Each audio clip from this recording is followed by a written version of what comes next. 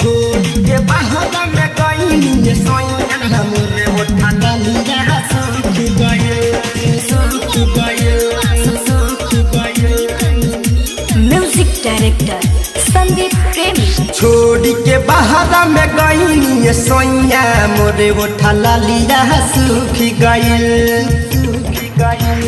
छोड़ी के बाहर में गई सोया मोरे उठा लिया सूख गई।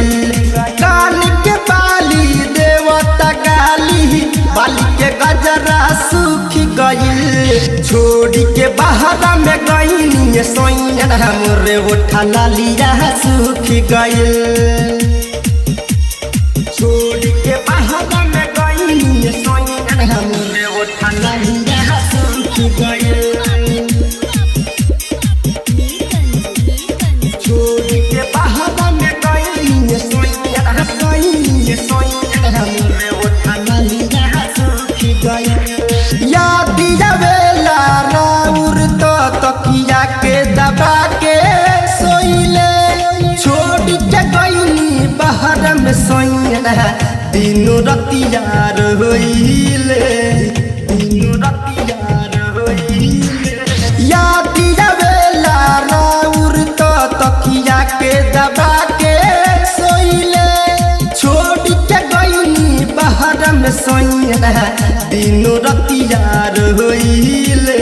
फूलल फूलल रहे जो बनगढ़ तहर काढ़न पुचू के गई। छोड़ी के बाहर में गई सोया मोरे उठा लिया सूख गई।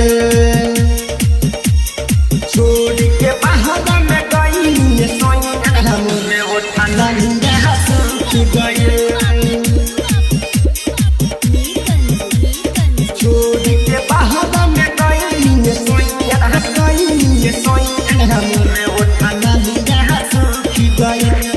मन फरंगीला धड़कता जिया मन के कैसे मनाई जी। राइटर रवीना महाजिद देवरवा से हम कैसे बताई जी। मन फरंगीला धड़कता जिया मन के कैसे मनाई जी।